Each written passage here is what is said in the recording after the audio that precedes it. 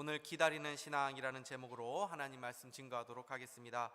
오늘은 우리를 죄에서 구원하시기 위해서 이 땅에 탄생하시는 아기 예수님을 경배하는 날입니다. 성탄절은 기독교의 여러 절기들이 있지만 그 중에서도 세상 사람들이 함께 기뻐할 수 있는 유일한 절기가 바로 이 성탄절이 아닐까라는 생각이 듭니다. 그러나 세상은 성탄절을 맞이해서 막 기뻐하긴 하지만 성탄절의 주인공이신 예수님으로 인해서 기뻐하지 않죠. 예수님에 대해서 그들은 관심을 기울이지 않습니다. 오히려 점점 세상은 성탄절에 예수님 또는 교회를 지우고 있지요.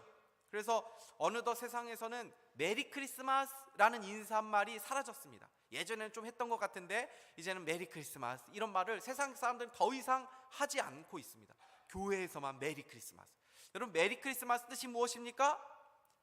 그렇죠. 아기 예수님을 경배합니다. 그죠? 그런 뜻이죠. 메리, 즐거운이라는 뜻이고, 크리스마스라는 것은 이제 이 예수님을 경배합시다, 예수님을 예배합시다라는 뜻 아닙니까? 즐겁게 예수님을 경배합시다라는 뜻이죠.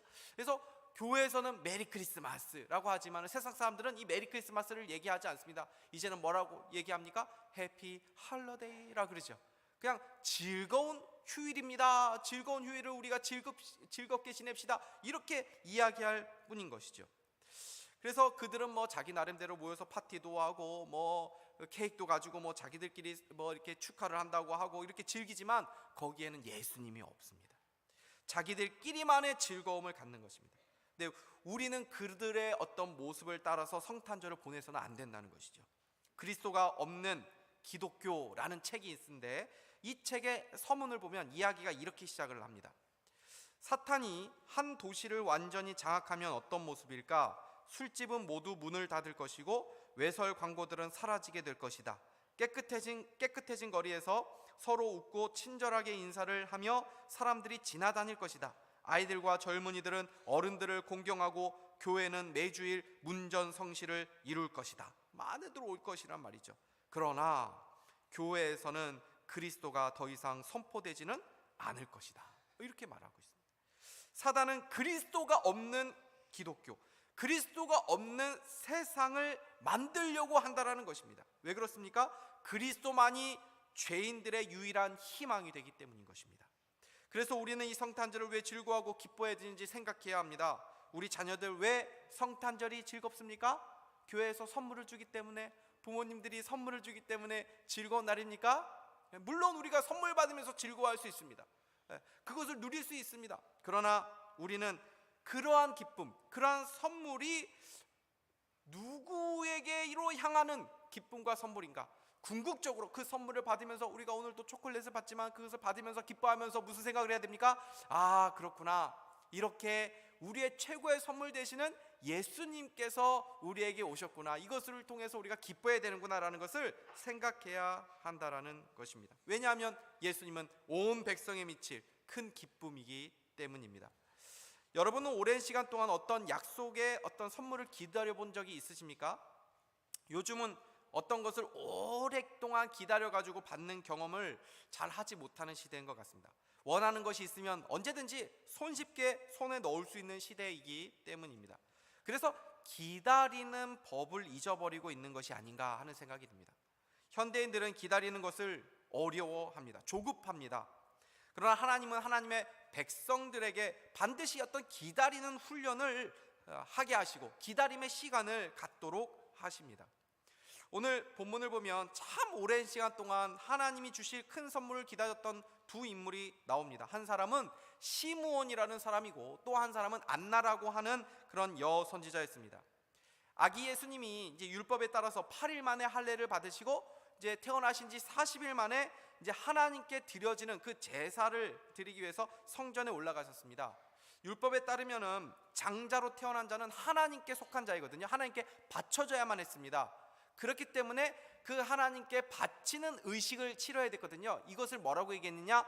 대속이라고 했습니다. 그래서 뭐 얼마의 세금을 내고 그렇게 다시 하나님께 바치고 나서 다시 이렇게 사는 그런 의식을 치르신 것입니다. 그 의식을 치르기 위해서 성전에 지금 그 아기 예수님을 데리고 마리아와 요셉이 올라간 것입니다. 그런데 이때 성전에 있던 두 사람이 이 아기 예수님을 알아보고 경배하고 그 아기 예수님을 증언하게 됩니다.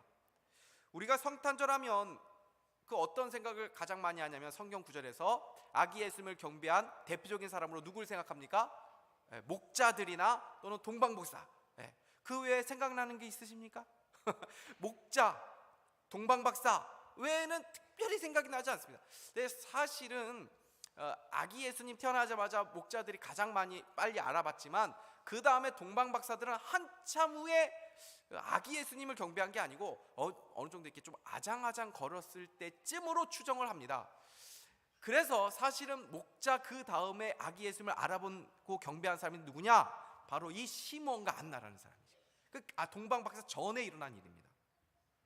그러니까 이 두 사람을 통해서 하나님이 그 아기 예수님을 경배하는 내용을 지금 넣어주신 것입니다. 그래서 이 두 사람을 통해서 우리는 하나님 기뻐하시는 신앙이 무엇인지 오늘 좀 배우려고 합니다. 그것은 무엇입니까? 기다림의 신앙이라는 것입니다. 이 두 사람을 통해서 기다림의 신앙이 무엇인지 잠깐 살펴보도록 하겠습니다. 첫째는 기다림의 신앙이라는 것은 약속의 말씀을 붙잡고 기다리는 신앙을 말합니다. 누가복음 2장 25절에서 26절인데요. 우리 같이 한번 다시 읽어보도록 하겠습니다. 시작. 예루살렘에 시므온이라 하는 사람이 있으니 이 사람은 의롭고 경건하여 이스라엘의 위로를 기다리는 자라. 성령이 그 위에 계시더라. 그가 주의 그리스도를 보기 전에는 죽지 아니라 하는 성령의 지시를 받았다. 여러분, 성령의 지시를 받았다는 말이 무엇이냐면 약속의 말씀을 받았다는 말입니다. 시므온은 죽기 전에 메시아를 보게 될 것이라는 하나님의 약속을 붙잡고 성전에서 그렇게 기도하고 하나님 앞에 의롭고 경건한 자로 기다리는 자로 살았다는 것을 보여줍니다. 여러분, 믿음이 무엇입니까? 다른 말로 하면 믿음은 기다림입니다. 하나님에 대한 믿음이 있을 때 기다릴 수 있습니다. 소망이 무엇입니까? 성경에서 말하는 소망도 기다림입니다. 신자는 소망을 가지고 기다리는 것입니다. 사랑이 무엇입니까? 사랑도 기다림입니다. 사랑은 오래 참고 기다리는 것입니다. 그러므로 기다림의 신앙이 바로 기독교의 핵심입니다. 그러나 이 기다림은 막연히 그냥 기다리는 것이 아닙니다. 내가 사업 잘 되기를, 내가 좀 잘 되기를, 내가 병이 낫기를, 나의 계획이 이루어지기를 그렇게 막연하게 우리가 바라고 소망하는 것을 말하는 것이 아닙니다. 성경에서 말하는 기다림은 하나님의 분명한 그 약속이 있기 때문에 그것을 붙잡고 기다리는 것입니다. 그러니까 그 기다림 끝에는 반드시 무엇이 있습니까? 이루어지는 성취의 사건이 있다는 것입니다. 막연하게 어떤 헛된 기다림이 아니라는 것입니다. 그래서 하나님은 약속하신 것을 반드시 이루신다는 것을 믿고 우리가 기다려야 되는 것입니다. 그래서 이 기다림은 결코 우리를 부끄럽게 만들지 않습니다. 그래서 로마서에서 뭐라고 말씀합니까? 우리의 소망은 우리를 부끄럽게 만드는 소망이 아니다. 무슨 말입니까? 우리를 실망시키는 소망이 아니라는 것입니다.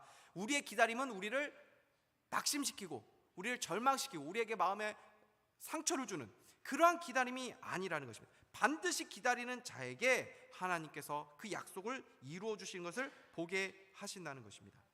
성경에는 이렇게 하나님의 약속을 믿음으로 기다렸던 믿음의 사람들의 이야기로 가득 차 있습니다.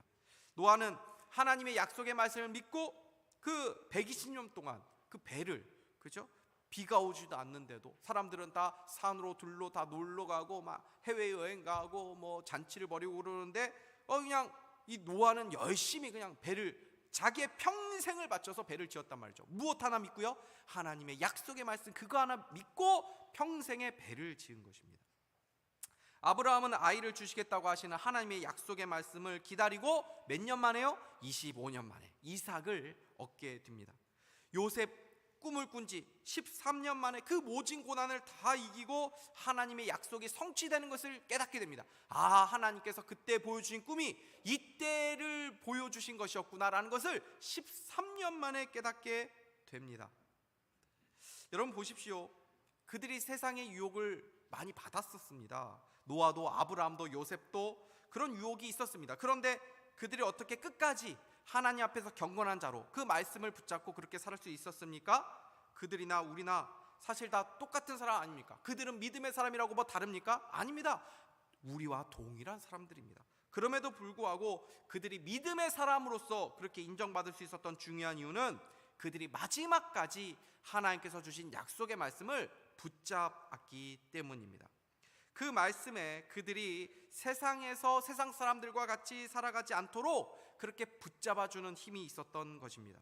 시므온을 어떤 사람이라고 말하고 있다고요?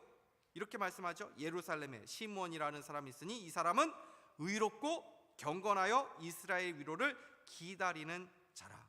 그가 평생에 하나님 앞에서 이롭고 경건한 자로 살았던 것입니다. 어떻게 그렇게 살 수 있었습니까? 약속의 말씀이 그에게 있었기 때문이라는 거예요. 우리가 세상에서 거룩하고 하나님 앞에 경건한 자로 살아가야 되지 않겠습니까? 신자는 그렇게 살아가야죠. 세상 친구들하고 어울려서 살아가서는 안 됩니다. 그들하고 어울려서 지내는 것이 편해서는 안 됩니다. 세상 사람들처럼 욕하고 막 사기치고 다른 친구를 막 괴롭히고 자기만 아는 그런 이기적인 사람으로 우리 성도들이 살아갈 수가 없는 것이죠. 그런데 어떻게 하면 우리가 하나님 앞에 경건한 자로서 그렇게 살아갈 수 있습니까? 우리에게 늘 약속의 말씀이 있어야 되는 것입니다. 우리를 붙잡아주는 말씀이 필요합니다. 그 말씀이 우리를 지켜주는 줄 믿으시기를 바랍니다. 오늘도 하나님은 우리에게 약속의 말씀을 주십니다. 늘 주십니다. 매 주일 선포되는 하나님의 말씀을 통해서 우리가 한 주간 그 약속의 말씀 붙잡고 세상을 이기라고 그 말씀을 주시는 것입니다. 우리가 붙잡는 말씀이 없으면 우리는 환경에 늘 넘어질 수밖에 없습니다. 곧 이제 새해가 시작되지 않습니까? 세상에서는 소망의 말이 들리지 않습니다. 갈수록 더 어두운 말들만 들릴 뿐입니다. 우리를 힘들게 하고 우리를 낙심시키는 그러한 소리만 무성할 뿐입니다. 이때 우리의 소망을 어디에 둬야 됩니까? 세상의 소리를 들으면 늘 넘어집니다. 늘 낙심합니다. 우리의 마음이 늘 꺾여지게 됩니다. 그런데 우리가 다시 늘 이 세상에서 힘을 내면서 소망 가운데 살아가려고 한다면 어디에 우리의 마음을 두어야 하는 것입니까? 하나님의 말씀, 거기에 우리의 마음을 붙들어 두어야 한다는 것입니다. 왜요? 하나님의 말씀 우리에게 언제나 소망을 주시기 때문인 것입니다. 새롭게 시작하는 새해에도 이 하나님의 말씀 붙잡고 승리하는 저와 여러분 다 될 수 있기를 주님의 이름으로 축복합니다. 두 번째는 그들은 그냥 기다린 것이 아니라 기도하며 기다린 것을 보여줍니다. 36절에서 37절 우리 같이 한번 읽겠습니다. 시작. 또 아셀 지파 바누엘의 딸 안나라 하는 선지자가 있어 나이가 매우 많았더라. 그가 결혼한 후 7해 동안 남편과 함께 살다가 과부가 되고 84세가 되었더라. 이 사람이 성전을 떠나지 아니하고 주야로 금식하며 기도함으로 섬겼더니, 이 안나라는 이 여인이 누굽니까? 남편과 사별을 했습니다. 결혼한 지 7년 만에, 그죠? 뭐 무슨 일이 있었는지는 안 나오는데 84세까지 과부로 그렇게 지내면서 성전에서 기도하면서 메시아를 기다렸던 할머니로 나옵니다. 여러분, 세상에서 이런 사람은 어떻게 생각합니까? 아이고 참 불쌍하다. 어떻게 남편하고 결혼한 지 7년 만에 헤어지고, 그죠? 그렇게 살 수 있었는가 하는 생각을 하죠. 당시에 과부라고 되어 있는데, 지금의 과부는 그래도 뭐 자기 먹고 살 거 나름대로 막 걱정 그 정도 하지 않아도 되는 그런 시대 아닙니까? 나름대로 일도 할 수 있고 뭐 다 할 수 있지 않습니까? 근데 당시의 과부는 남편이 없으면 정말 앞길이 막막했습니다. 뭐 일을 할 수 있는 그런 상황도 아닙니다. 그래서 구약 성경을 보면 나그네, 그리고 고아, 과부, 이런 사람들이 제일 극빈층, 그렇죠? 가장 돌봐줘야 될 어려운 계층이라고 말씀하고 있는 것을 보게 됩니다. 그래서 하나님은 특별히 그러한 과부와 고아와 그 나그네의 하나님이다라는 말씀을 하셨죠. 신명기 24장 19절 제가 읽겠습니다. 내가 밭에서 곡식을 벨 때에 그 한 묻을 밭에 잊어버렸거든 다시 가서 가져오지 말고 나그네와 고아와 과부를 위하여 남겨둬라. 그리하면 내 하나님 여호와께서 내 손으로 하는 모든 일에 복을 내리시리라. 하나님 특별히 그런 어려운 자들에 대해서 생각을 하시면서 너희들이 그 사람들을 돌봐줘야 된다는 거 말씀하시죠. 야고보서 1장 27절도 뭐라고 말씀합니까? 하나님 아버지 앞에서의 정결하고 더러움이 없는 경건은 곧 고아와 과부를 그 환난 중에 돌보고 또 자기를 지켜 새 속에 물들지 아니하는 것이니라. 그렇죠? 경건이 무엇입니까? 나만 하나님 앞에서 뭐 바로 선다라고 이렇게 막 하면서 뭐 신앙생활 열심히 하고 교회에서 뭐 섬기고 하는 그것을 넘어서서 우리가 정말 가난한 자, 환난 중에 어려운 자들을 돌아보는 것이 꼭 경건이다라고 말씀합니다. 그래서 성탄절에 우리 자신만을 위해서 보내고 우리끼리 뭐 즐거운 시간을 보내는 것이 아니라 어려운 자들을 돌아볼 수 있어야 되는 것이죠. 그래서 우리 산상교회 우리 성도님들이 그 헌금하신 것으로 연말에 보육원 어려운 것들을 돌아보고 섬긴 것 아닙니까? 어떤 보육원은 아이들만 있대요. 그 뭐 고등학교까지 있는 게 아니고 정말 작은 아이들이 주로 있는 보육원인데, 선물을 좀 포장을 예쁘게 해달라고 해서 수십 개를 우리 교직원들이 그냥 하루 꼬박 해가지고 갖다 줬는데, 힘들긴 했지만 참 보람과 기쁨을 누렸던 그런 시간이었는지 모릅니다. 한국교회가 많은 비난을 받기도 하지만 사실 연말에 얼마나 많은 한국교회가 어렵고 불우한 이웃들을 많이 도와주고 있는지 모릅니다. 언젠가 우리나라 어려운 이웃을 돕는 일의 절반 이상을 한국교회가 담당하고 있다는 그 통계를 제가 본 적이 있습니다.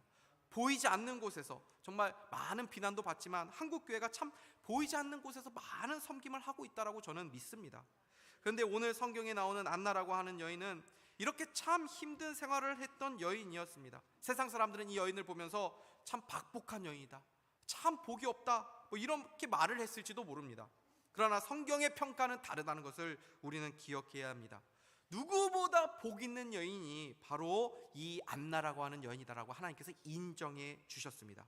그 이유가 무엇입니까? 그 여인에게 맡겨진 그 사명을 그녀가 충성스럽게 하나님 앞에서 감당하며 살아왔기 때문입니다. 그 사명이 무엇입니까? 하나님의 아들 예수 그리스도가 오실 때까지 기도하며 기다린 일이었습니다. 세상 사람들은 이렇게 아무것도 없는 여인, 자기의 생활조차도 꾸려가기 힘든 이 여인이 무슨 하나님의 일을 할까 하는 생각을 할지도 모릅니다. 그러나 하나님은 많이 가진 사람, 많이 배운 사람들이 하는 것이 아닙니다. 사회적으로 지위가 높은 사람들만 하는 것이 아닙니다. 여기 앉아있는 작은 아이라 할지라도 하나님의 일을 할 수 있습니다. 아유, 저는 어려서 하나님을 일을 할지 못해요 라고 말해서는 안 돼요. 하나님은 어린아이도 사용하시는 줄 믿으시기를 바랍니다. 어린아이가 자신의 보잘것없는 그 도시락, 그죠? 냄새나는 도시락, 볼품없는 도시락이지만 예수님 배고프실 텐데 내가 예수님께 그거 드리고 싶다라고 해가지고 보리떡 5개와 물고기 2마리 그거 드렸을 때 그것을 통해서 수천 명을 먹이시는 하나님의 놀라운 기적을 보게 되는 줄 믿으시기를 바랍니다. 내 힘으로 하나님 일을 하는 것이 아닙니다. 예수님 사랑하는 자는 그 누구라 할지라도, 아무리 비천하고 할지라도, 아무것도 없는다 할지라도 하나님 앞에도 놀랍게 쓰임받는 줄 믿으시기 바랍니다. 세상에서 볼 때 가장 비천하고 아무것도 없는 이 84세의 과부이지만 그 여인은 누구보다 메시아가 이 땅에 오시는 길을 준비한 여인이 되었던 것입니다. 당시 성전은 조용한 곳이 아니었습니다. 장사하는 사람도 많았고 동물들도 많았고 많은 제사장들과 레인들이 있었습니다. 요셉이 율법에 따라서 제사장에게 5세겔을 주고 그 아기 예수를 대속하는 의식을 행했을 때도 그 담당하는 제사장조차도 아기 예수를 알아보지 못했습니다. 그런데 안나라고 하는 이 여선지자가 아기 예수를 알아보고 증언하게 되죠. 많은 사람들이 이분이 바로 메시아입니다 라고 그렇게 이야기하게 됩니다. 38절 같이 한번 읽겠습니다. 시작. 마침 이때에 나와서 하나님께 감사하고 예루살렘의 속량을 바라는 모든 사람에게 그에 대하여 말하니라. 예수에 대하여, 그 아기 예수에 대하여 증언했다라는 것입니다. 어떻게 이 여인이 아기 예수님을 알아보고 증언할 수 있었습니까? 예수님을 기도하면서 기다렸기 때문입니다. 안나 할머니는 기도하며 기다렸기 때문에 성령의 감동으로 인해서 아기 예수님을 알아봤죠. 기다리는 신앙은 기도하는 신앙입니다. 주야로 금식하며 기도로 섬기더니. 여러분, 기도하는 거는 이게 별게 아닌데 라고 생각하셔는 안 됩니다. 기도는 하나님의 일입니다. 하나님은 기도를 통해서 일하십니다. 에스겔 36장 27절 상반절 보십시오. 주 여호와께서 이같이 말씀하셨느니라. 그래도 이스라엘 족속이 이같이 자기들에게 이루어 주기를 내게 구하여라 할지라. 하나님께서 에스겔에게 말씀하셨습니다. 내가 이 땅을, 포로된 이 땅을 다시 구원해 줄 것이다. 다시 예루살렘으로 복귀시켜 줄 것이다. 약속하셨습니다. 내가 약속은 했어. 그러나 너가 그냥 기다리는 것이 아니라 기도해라. 너희가 그렇게 이루어질 것을 구해야 된다라고 말씀하신 것입니다. 그래서 기도는 원래 응답이 오래 걸리는 법입니다. 내가 기도 한 주 했는데 하나님 왜 응답이 없으세요? 내가 한 달 했는데 왜 하나님 응답 없으세요? 여러분, 우리가 그거 굉장히 조급해서 그렇습니다. 기도의 응답은 원래 오래 걸리는 법입니다. 예루살렘의 회복이 몇 년 만에 하나님께서 약속하셨는데 이루어졌습니까? 내가 그래도 구하여야 할지라 라고 해서 구했는데 몇 년 만에 이루어졌습니까? 70년 만에 하나님께서 약속해 주셨습니다. 그렇게 내가 이 나라 다시 회복시켜 줄게. 약속했으면은 우리가 그러면은 이제 한 주면은 한 달이면 되려나? 근데 약속하신 이후에 70년 걸렸단 말이죠. 그렇게 오랜 시간이 걸려도 낙심하지 말고 기도해야 된다는 것입니다. 기독교 역사상 가장 위대한 신학자 중에 한 명이 어거스틴 아닙니까? 근데 이 어거스틴이 누구입니까? 굉장하죠. 우리가 잘 아는 삼위일체 교리 이런 것들 정립한 인물 아닙니까? 그런데 그가 젊은 시절 얼마나 방탕했었습니까? 이 많은 여자들을 만나고 막 사생아도 낳고 이단에 빠지고 막 그러지 않았습니까? 그런데 그 어머니 모니카 포기하지 않고 이 아들, 방황하는 이 아들을 위해서 눈물로 기도한 세월이 몇 년이었습니까? 20년. 20년을 눈물로 기도했을 때 이 어거스틴이 하나님 앞에 회심해서 돌아오고 위대한 하나님의 사람으로 쓰임받은 줄 믿으시기를 바랍니다. 저도 보면 한 명의 목회자가 세워지기까지 얼마나 많은 사람들의 기도가 있었는지 생각하게 됩니다. 저의 목회 초년생 전도사 시절 이런 거 생각해 보면은 지금 생각해도 얼굴이 화끈거리고, 야, 내가 참 부끄러운 그런 모습들을 많이 보였구나. 근데 우리 교사들, 우리 선생님들, 또 우리 성도님들이 참 많이 참아 주셨구나, 기다려 주셨구나 하는 생각을 할 때가 있습니다. 지금도 그렇겠죠. 지금 제가 10년 뒤에 저의 산상교회 초기 이렇게 왔던 모습을 보면은, 아이고, 우리 산상교회 성도님들이 나를 많이 좀 이해해 주시고 기다려 주셨구나, 용납해 주셨구나 하는 때가 오겠지요. 그렇죠? 그렇게 기도해 주시고 참아 주시고 이해해 주시는 분들 가운데 그렇게 목회자 한 사람이 좋은 목회자로 성장해 가는 것입니다. 우리들도 마찬가지입니다. 기다려 줘야 합니다. 그냥 기다리는 것이 아니라 무엇하면서 기다려야 됩니까? 기도하며 기다려 줄 때 하나님은 그 사람 가운데 일하시는 줄 믿으시기를 바랍니다. 다가오는 새해에도 세상은 여전히 분쟁이 일어나고 갈등이 있고 막 시끌벅적할 것입니다. 막 이슈가 막 한두 개 터지는 게 아닐 것입니다. 그러나 우리는 기억해야 됩니다. 시끄럽고 요란한 이 세상이지만 그 안에 하나님의 구원의 역사는 도도히 진행되어 갈 것입니다. 예수님이 이 땅에 오셨을 때도 한번 생각해 보십시오. 예수님이 이 땅에 오셨을 때 그 세상이 굉장히 밝았습니까? 아닙니다. 아무런 춥고, 그죠? 그때 막 그 왕이 그 호구 조사를 막 하지 않습니까? 왜요? 세금 더 거들라고. 그러니까 지금도 우리가 경제적으로 어렵지만 예수님이 이 땅에 오셨을 때도 경제적으로 굉장히 힘든 서민들의 그런 고난의 시절에 예수님께서 오신 것입니다. 그렇게 참 암울하고 추운 그 시절에 놀랍도록 그토록 대망하던 하나님의 약속의 메시아가 이 땅에 오는 놀라운 성취가 이루어졌다라는 것입니다. 우리의 내일은 여전히 어둡고 암울할 수 있습니다. 그러나 우리의 내일은 더 하나님의 구원의 계획이 이루어지는 새 시대, 새 역사가 열린다는 그 믿음을 가질 수 있기를 바랍니다. 새해가 우리가 이제 곧 맞이하게 되면서 저는 이 영적인 관점을 우리가 놓치지 않았으면 좋겠습니다. 새해, 새 일, 새 역사가 열릴 것입니다. 매일 똑같아도 그렇지 않습니다. 우리는 전진하고 있는 줄 믿으시기 바랍니다. 어둘수록 새벽에 가까이 오는 법입니다. 새해에 우리의 가정 가운데, 우리 교회 가운데, 이 민족 가운데 하나님께서 놀라운 일을 행하여 주실 줄 믿으시기를 바랍니다. 그 믿음 가지고 우리가 이 현실 보면 녹록지 않고 여전히 힘들어도 기도하며 기다려야 한다라는 것입니다. 마지막으로 이렇게 약속의 말씀을 붙잡고 또 기다리며 기도하는 자들에게 주시는 복이 무엇입니까? 평안과 안식의 복을 주신다는 것입니다. 누가복음 2장 29절 같이 한번 읽겠습니다. 시작. 주제여 이제는 말씀하신 대로 종을 평안히 놓아주시는도다. 아멘. 주제여라는 것은 하나님의 주권을 인정하는 고백이죠. 그러면서 살아생전에 말씀하신 대로 종을 평안히 놓아주신도다. 메시아를 살아생전에 볼 것이라는 약속이 성취되었으니 이제는 평안히 눈을 감을 수 있다라는 고백입니다. 이것은 1차적으로 이 시므온 개인의 고백일 수 있지만 하나님의 약속의 말씀을 붙잡고 기다리는 모든 신자들의 고백이 될 수 있는 것입니다. 결국 하나님의 약속을 믿고 기다린 모든 신자들에게 참된 안식과 평안을 주신다라는 것입니다. 여러분, 이 세상에 안식이 있습니까? 이 세상에 평화 있습니까? 요란한 세상 아닙니까? 세상 어디서 우리의 안식과 평안을 누릴 수 있습니까? 여러분이 그토록 지금 기다리는 것 혹시 있으십니까? 그것이 무엇입니까? 우리 철없는 자녀들이 막 점점 잘 성장하는 것에 있습니까? 관계의 문제들, 경제적인 문제들이 해결되는 것에 있으십니까? 몸이 낫는 것에 있으십니까? 그러한 기도 제목들이 응답되는 것을 우리가 기다릴 수 있습니다. 그런데 생각해 보십시오. 그 기다림이 끝난다고 해가지고 다 해결될까요? 그러한 기다림이 끝난다고 해도 우리에게 안식이 없을 것입니다. 왜요? 또 다른 기다림이 다시 시작될 것이기 때문입니다. 우리의 진정한 안식과 평안은 바로 이 땅에 오신 예수 그리스도 안에 있는 줄 믿으시기를 바랍니다. 우리의 왕 예수 그리스도는 세상의 왕과 다릅니다. 그분은 평화의 왕이십니다. 그분은 사랑의 왕이십니다. 세상의 왕은 힘으로 군림하는 왕입니다. 섬김을 받으려고 하는 왕입니다. 그러나 우리의 왕은 힘으로 우리를 굴복시키는 왕이 아니라 우리를 위하여 자신의 목숨까지도 내어주신 왕이십니다. 그러니 이 왕이 얼마나 사랑스럽습니까? 그러니 이 왕에게 충성하는 것이 얼마나 우리의 기쁨이 되는 것입니까?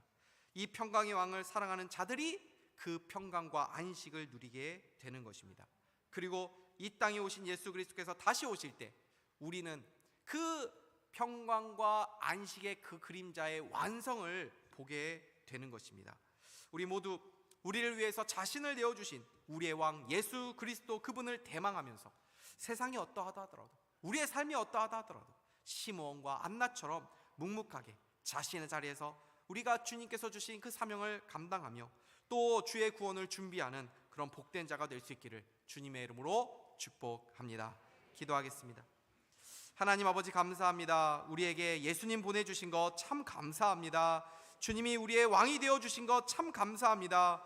요란한 이 세상 가운데 평화의 왕으로 오신 주님 안에서 우리가 참된 안식과 평안을 누리게 하여 주시고, 암울한 세상이지만 그 속에서도 여전히 일하고 계신 하나님 바라보며 반드시 이루어질 그 완전한 안식과 평화의 날을 고대하며 우리에게 맡겨진 그 사명을 감당하며 준비하는 그런 지혜로운 저희들 다 되게 하여 주시옵소서. 예수 그리스도의 이름으로 기도하옵나이다. 아멘.